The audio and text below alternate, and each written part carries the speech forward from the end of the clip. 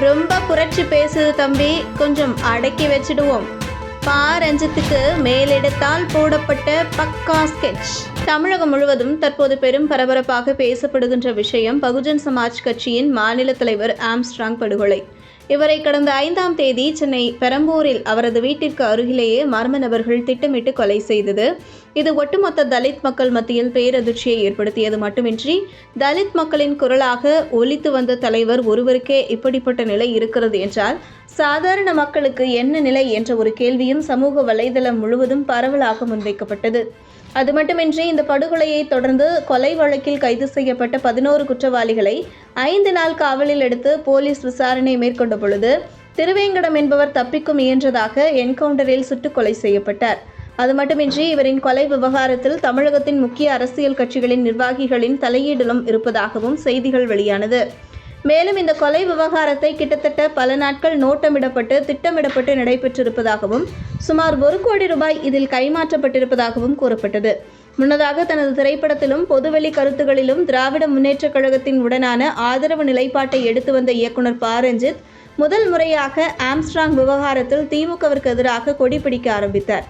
இந்த சம்பவம் குறித்த செய்திகள் வெளியான பொழுது தனது சமூக வலைதள பக்கத்தில் திமுக அரசு ஆட்சியில் அமர மிக முக்கிய காரணமாக அமைந்தது கணிசமான தலித் மக்களின் வாக்குகள் என்பது வரலாறு.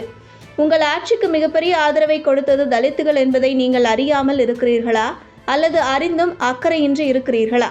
உங்களை ஆட்சியில் அமர்த்தவே என் வாக்கையும் செலுத்தினேன். அந்த ஆதங்கத்திலேயே இந்த கேள்விகளை முன்வைக்கிறேன். வெறும் வாக்குகளுக்கு மட்டும்தான் சமூக நீதியா என்று கேள்விகளை எழுப்பியிருந்தார். இதனையடுத்து கடந்த 2 தினங்களுக்கு முன்பு நடைபெற்ற வாழை படத்தின் முதல் பாடல் வெளியீட்டு விழாவில் கலந்து கொண்ட இயக்குனர் பா. ரஞ்சித்திடம் ஆம்ஸ்ட்ராங் கொலை வழக்கு குறித்த கேள்வி முன்வைக்கப்பட்டுள்ளது. பிரச்சனைகளின் அடிப்படையில் நாம் சில கேள்விகளை எழுப்புகிறோம். அதனை தீர்த்து வைக்க முடியாத போது நம் முடிவை மாற்ற வேண்டிய நிலை ஏற்படுகிறது. இது ஒரு எச்சரிக்கை தான். ஆனால் மக்கள் பிரச்சனை சரியாக வேண்டும் என்பதற்காகத்தான் நான் திமுகவிற்கு வாக்களித்தேன். ஆனால் மக்களின் பிரச்சனை தொடர்ந்து கொண்டே இருக்கிறது. அதனால் 2026இல் என்னுடைய முடிவை மாற்ற வேண்டிய தேவை இருக்கிறது என்று பத்திரிகையாளர்கள் மத்தியில் நேர்பட பேசியிருந்ததால் பா. ரஞ்சித் இது அறிவாலயத்தை சற்று அதிர்ச்சியடைய வைத்துள்ளது. இதனால் தனது ஆதரவாளர்களை வைத்து பா. ரஞ்சித்தை விமர்சிக்கும்படியும் தெரிவித்துள்ளது. அந்த வகையில் திரு பா. ரஞ்சித் அவர்களே, யாருக்கு வாக்களிக்க வேண்டும் என்பது உங்களின் உரிமை. அதை பொதுவெளியில் சொல்ல வேண்டிய அவசியம் என்ன?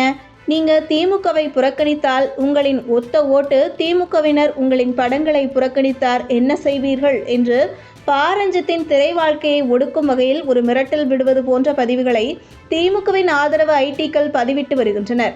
மேலும் இவை அனைத்தும் திமுக தலைமையின் அனுமதி இல்லாமல் நடக்குமா என்ற விமர்சனத்தையும் அரசியல் விமர்சகர்கள் முன்வைக்கின்றனர். இதுபோன்று முக்கிய நிகழ்வுகள், அரசியல் தகவல்களை ஆழமாகவும் மாறுபட்ட கோணத்திலும் அறிந்து கொள்ள மறக்காமல் உங்கள் IND தமிழ் 24x7 பக்கத்தை பின்பற்றிக் கொள்ளவும். உங்கள் ஒவ்வொரு ஆதரவும் இதுபோன்று பல நிகழ்வுகளின் பின்னணியை அறிய உதவும்.